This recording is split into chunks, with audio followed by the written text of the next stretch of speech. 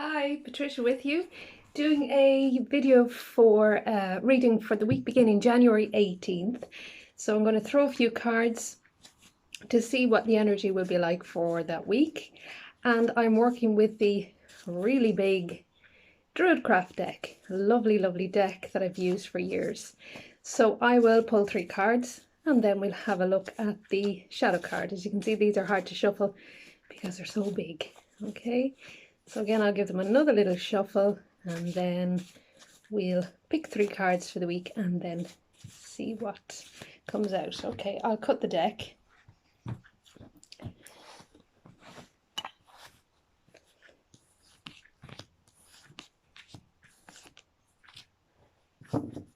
Okay, and we have the shadow card, which is the Prince of Cups. This is all about honoring your sensitivity and your sensitive nature, because believe it or not, we have all swords. Okay, so for the beginning of the week, with the 2 of Swords, which is about being at a crossroads or in a position where you need to make a decision about which path you're going to follow.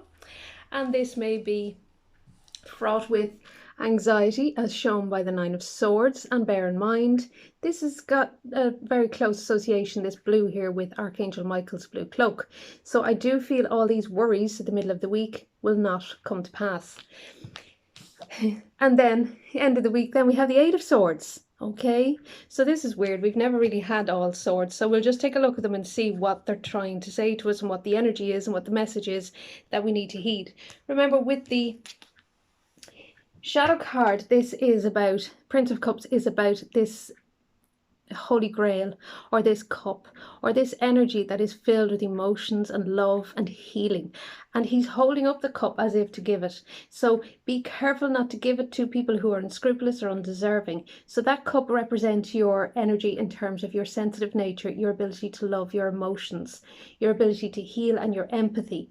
So this card is usually a card that shows you that you're very sensitive and tuned in, and I feel during the week you will tap into your intuition and feel that energy of healing from the heart, and also feel that energy of your sensitive nature, which you need to honor, protect, and preserve. Very important that you do that and don't give it away to people who are undeserving. Okay, that doesn't mean keep it for yourself, but it just means that you need to honor it and respect it and take care of that lovely heart of yours. So with the beginning of the week, we'll begin, and I love this deck. Look at the trees, they're really old, carry so much wisdom, and that's what this card is about. Okay, the witch sits at the crossroads, and with the red we have here, the strength represents the strength that you have, the backbone. So this card at the beginning of the week is about being in a position where you need to make a choice or decision about which path you're going to follow. So while you're sitting there contemplating your choice, she's blindfold. She's also considering all the energies past from behind her, everything she has gone through in the past. So she's considering her past and what she's already gone through, and this will have an impact on her future, in which direction she goes in. As I said before, the witch sits at the crossroads. She's sort of between worlds, so that really ties in with this sensitive energy, which is all about intuition and tapping into excuse me, the spiritual world. So this card is also about contemplation, meditation, thinking through your options, okay, and connecting with the spiritual realm, connecting with that liminal space. So you can go to a place like a woods, a forest, or near water or the sea, anywhere which is a liminal space, which is a space where you can access the other world. And this will help you come to a more informed, intuitive decision about which direction you're going in. What happens with that then, I feel, in the middle of the week is this brings up with the choices, or with the energy of which choice am I going to take, or which path will I take, brings up anxieties. And as it's the 9, it's coming to the sort of culmination of this energy at 360, or turnaround. Okay, turning things around. So it is good in that sense, it's positive. So what I feel here is that these choices bring up anxieties. Will I be good enough? Will I hurt somebody else? What happens if I fail? Whatever these anxieties that come up with respect to the choices that you're faced with, you need to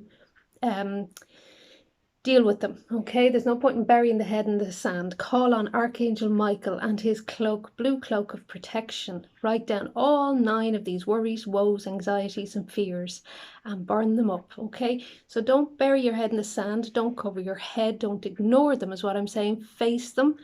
Take your hands off your eyes and say, right, here they are. I'm brave enough to face these anxieties and these worries and these 9 things that are coming up as a result of my choices, okay, and choice moving forward from choices from the past as well.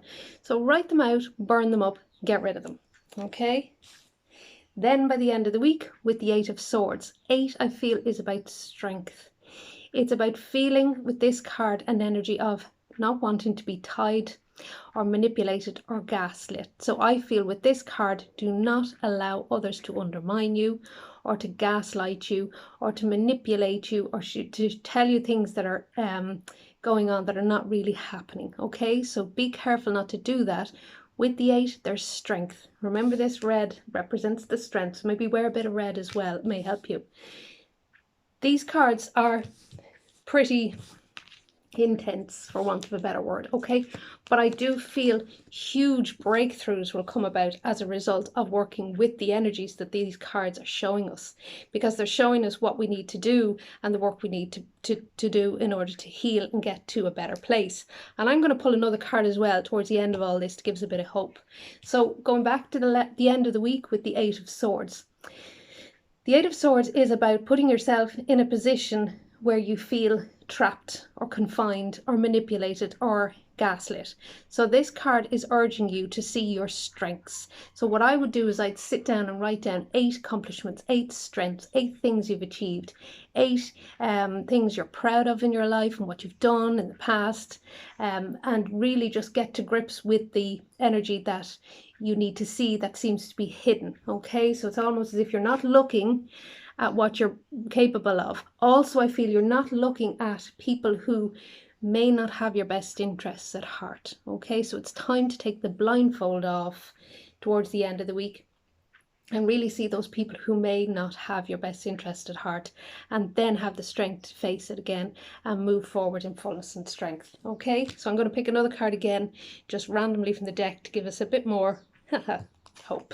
And then here we go. So we have the feisty and the lovely Princess of Wands. As you can see, she's wearing orange.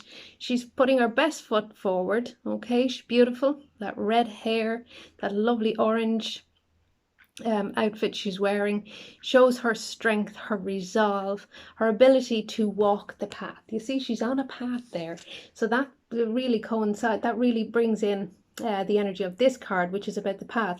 So you will walk the path, you'll walk the right path, and you'll do right by yourself and others, and you'll do yourself justice, and you'll stand up in fullness and strength, and you'll achieve everything you need to achieve, but not before you address the sticky, difficult issues, okay? So what I'm urging you to do, I feel, with the blindfold here, head in the hands here, head covering the eyes, do not ignore the unseen. So don't ignore your accomplishments, don't ignore the anxieties and worries coming up, okay? And don't ignore what has gone on in the past. So this is very much about facing the fears, facing your future, bringing the fears up, releasing them, but with the help of Archangel Michael and his blue cloak and his ability and his protection and his very strong ability to help you clear this energy. So the reading, I feel, overall is about connecting with those energies that are hidden, addressing the fears, bringing them up, releasing them, and getting rid of them, so that you can actually come into your own power and stand in your power. This card is great. It's young, it's youthful, it's powerful, it's zesty, it's full of energy, drive, ambition, it's active, and it's telling you very clearly, yes, you can do this, okay? And again, with the shadow card, we have that sensitive nature, that empathy is so important, okay? That ability to feel other people's emotions and your healing energy and your ability to connect with others and feel emotions very deeply is very important, and it's to be honored and respected. So a great reading, great interesting cards. Okay, so really I'm here if you need me. I'm on Facebook, Patricia Weston Witch, and Instagram at Patricia Weston Witch. I do feel with these cards, I know they seem very intense, but I do believe and I do feel that you can overcome all these issues. The main thing to remember is don't ignore them. Just address them, call them out. Okay, fears, what are you? I can tackle you. What are you doing?